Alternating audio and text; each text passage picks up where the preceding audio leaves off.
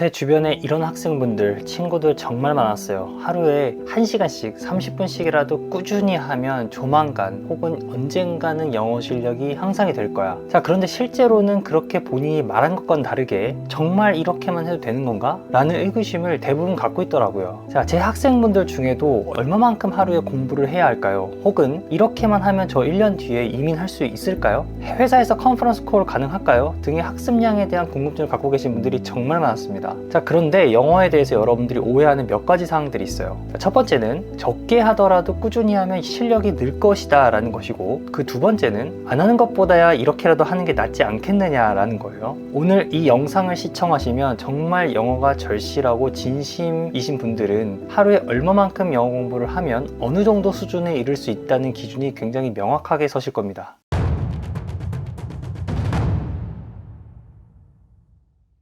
안녕하세요.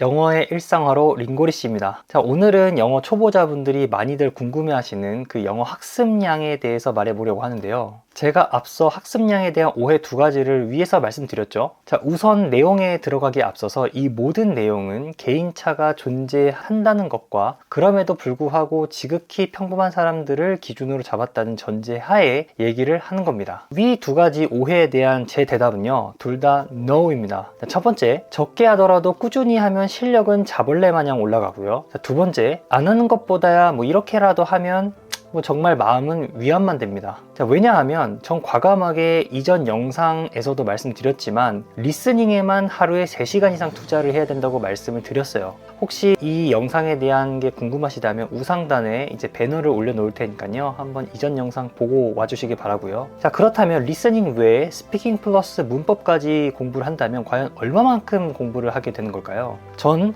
빠르게 결과를 내고 싶다면 주 5일째로 하루에 5시간 이상 먼저 3개월을 해보라고 권장을 드리고 있습니다. 자, 분명 이 3개월이면 즉 이 100일도 되지 않는 이 90일만 이렇게 해보더라도 여러분 스스로가 영어 실력이 엄청나게 향상이 되는, 즉 퀀텀업을 하실 수 있는 걸 느껴보실 수가 있어요. 자, 그렇게 3개월을 먼저 달성을 하시면 그 다음에는 6개월을 해보시길 권장을 드리고요. 자, 그렇게 되면은 총 얼마죠? 9개월 정도를 하루에 5시간씩 주 5일 꾸준히 하시게 된 게 될 텐데, 자, 이 정도면 사실 여러분이 지금 이 맨 처음에 영어 학습을 시작을 할 때 이미 그리고 계시던 외국인을 만났을 때 비교적 자유롭게 영어를 말하는 목표에 매우 한 발짝 가까워졌을 가능성이 매우 높습니다. 자, 물론 아직 회사에서 영어로 일을 하거나 완벽하게 영어로 구사하는 건 절대 아닙니다. 자, 그래도 영어에 대한 자신감이 꽤 올라왔을 거라는 말이죠. 자, 그러면 이렇게 말하시는 분들이 계실 수도 있어요. 아니, 요즘이 어떤 시대고 현대인들이 또 얼마나 굉장히 바쁜데 하루에 누가 5시간씩 시간을 낼 수 있겠냐고 물어보실 수도 있습니다. 자, 그러면 이쯤에서 제가 짚고 싶은 건 우리가 이미 알고 있지만 다시 한번 생각해봐야 할 사실이 한 가지 있다는 겁니다. 자, 우리가 우선 한 나라의 언어를 습득하고 그것을 어느 정도 자유롭게 구사하는 데까지는 과연 얼마나 걸릴까라는 점인데요. 제2 언어 습득이 이론의 권위자죠.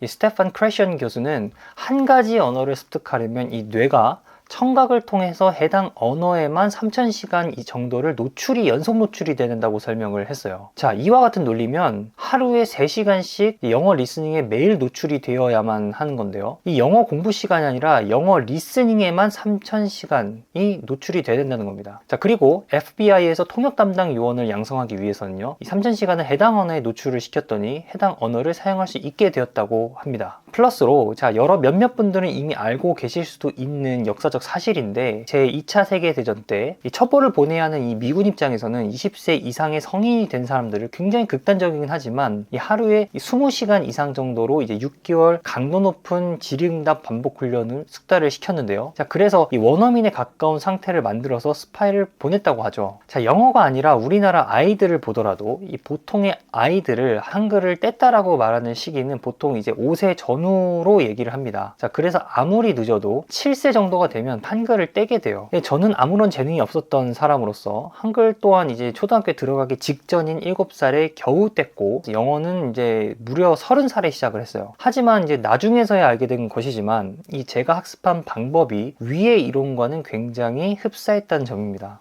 자, 우선 저는 호주에 가기 전 이제 우리나라에서 직장을 다니면서 어학원에 6개월 정도를 다녔어요. 이게 제가 제대로 어학원에 다닌 게 처음이자 마지막입니다. 자, 그 이후로는 지금까지 저는 꾸준히 저 혼자서 영어로 공부를 해오고 있습니다. 네, 그때 제 학습량은 정말 딱 학원 숙제만큼만 하는 정도였어요. 자, 그러니까 하루에 1시간 이내라고 보시면 돼요. 자, 그 이상도 안 하고 그 이하로도 안 했습니다. 자, 그래도 자, 인풋이 조금이라도 들어가니까 이 수업 내용은 조금씩 편해지긴 하더라고요. 자, 그래서 해외에 나가면 완벽하진 않아도 먹고 살지는 않을까 싶었습니다. 하지만 호주에 도착하고 나서 하루 만에 운 좋게 일을 구했지만 이튿날인 그 다음에 저는 바로 일자리에서 잘렸습니다. 정확히 잘렸다기보다는 제가 아무것도 못 듣고 아무 말도 못하는 걸 스스로 못 견뎌서 박차고 나왔다는 게 정확해요. 자, 그 이후로 저는 약 3개월 반 동안 일을 갈면서 아침에 청소일 4시간만 하고 그 외의 모든 시간이 영어에만 투자를 했어요. 일할 때 이 귀에는 영어 뉴스를 듣고 그 다음엔 드라마를 듣고 그 다음엔 그 전날 공부했던 문장들을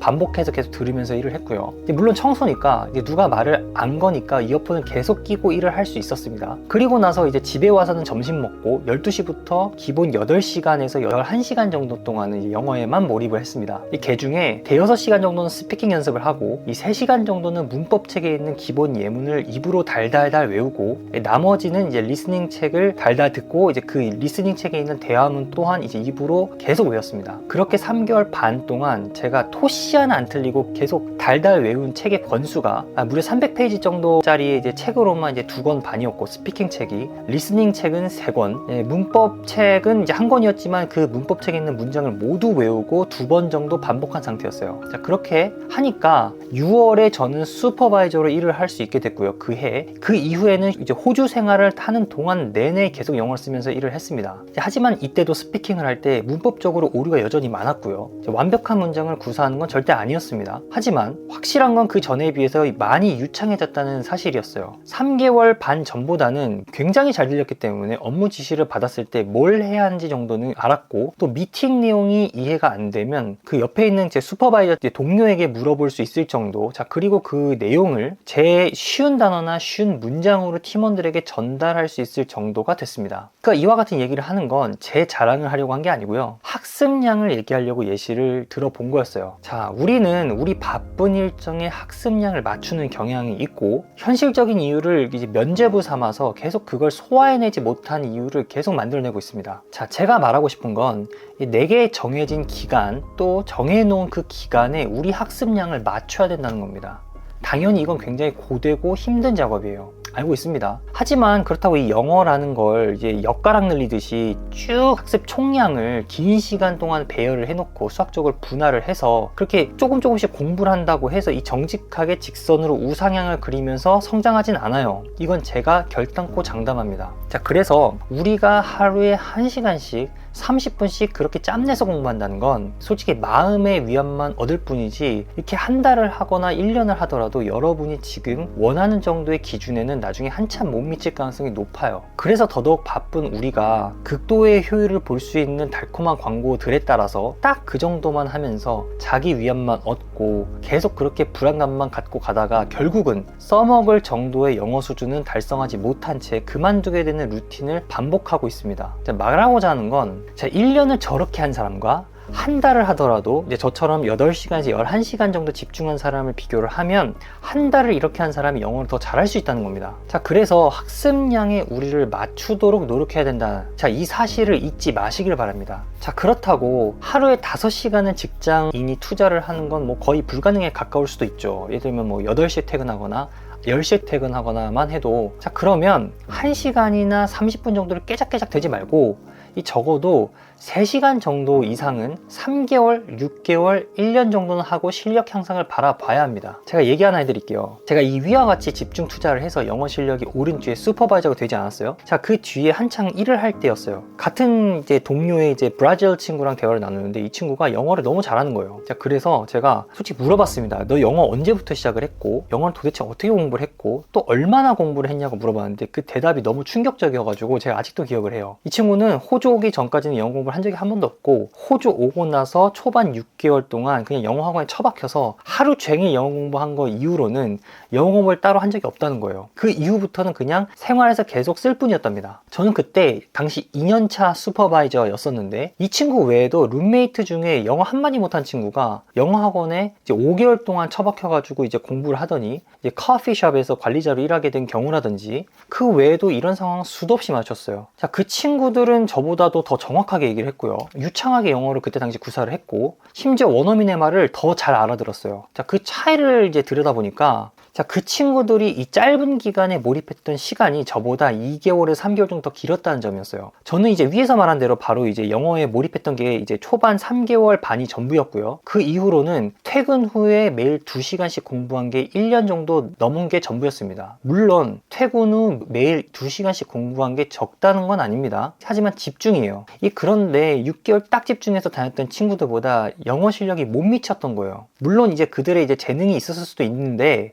그러기엔 너무 그런 친구들, 그런 케이스들이 너무 많았어요. 그때 저는 느꼈죠. 어느 정도의 이 기간 동안 하루 종일 영어에 몰입하는지에 따라서 영어 실력이 굉장히 퀀텀업을 한다는 사실을요. 자, 그러면 이 꾸준히 매일 조금씩 영어 공부를 하는 거에 과연 무슨 의미가 있나? 그리고 또 그렇게 꾸준히 매일 하는 게 굉장히 중요하다라고 얘기하는 사람들도 있지 않느냐? 자, 매일 꾸준히 영어 공부를 하라는 그 의미는 이 퀀텀업한 영어 실력을 유지하라는 데 그 기능이 있어요. 그리고 그런 의미입니다. 당연히 실력 유지도 굉장히 중요하죠. 그러니까 영어가 이렇게 상승하는 게 아니라 계단식으로 성장하는 거 아니겠어요? 물론 꾸준히 그렇게 1시간씩 10년에서 20년 하루도 안 쉬고 매일 꾸준히 하면 실력이 왜 안 오르겠어요? 그런데 문제는 실력이 폭발적으로 향상하는 그 경험 없이 여러분 그 암흑 같은 칠흑 같은 그 긴 터널을 자벌레의 속도로 계속 가실 수 있겠어요? 그 빛이 보이지 않는 터널을 뭔가 팍 하는 성장하는 경험을 해야 그게 또 빛이 돼서 또 그 다음을 볼 수 있는 거 아니겠어요? 그게 맨 처음 3개월 동안의 몰입이라는 겁니다. 제가 말하는 건. 자, 그래서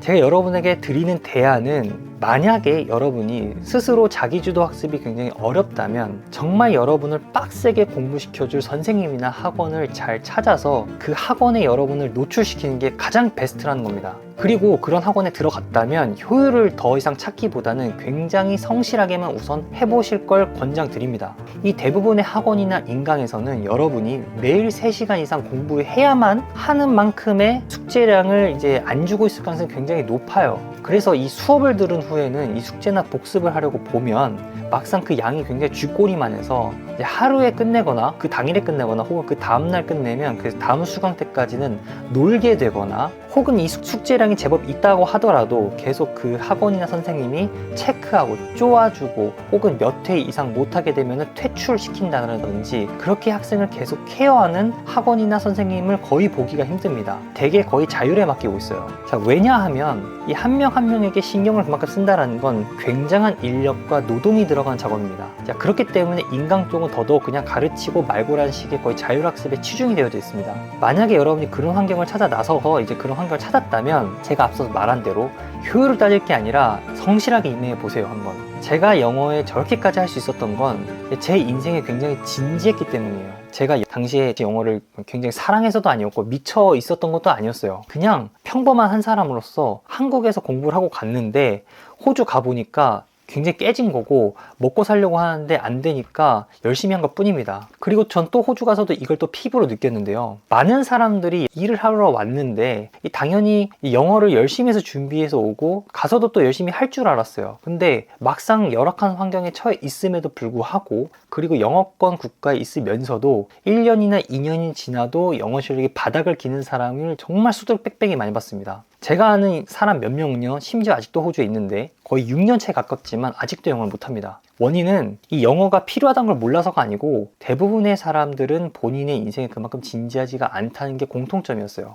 알고 있는 사실을 행동으로 옮길 만큼 진지해야 되는데 진지하지가 않았다는 거죠. 자, 이거는 나이 불문입니다. 이 중요한 것은 진지함이에요. 진지함이라고 하는 건 제 생각엔 마음을 쓴다 뭐 그런 게 아니고, 마음을 먹는다 그런 게 아니고 행동하는 거라고 저는 생각해요. 이 파나소닉 창업주인 마쓰시다 고노스케는 얘기를 했죠.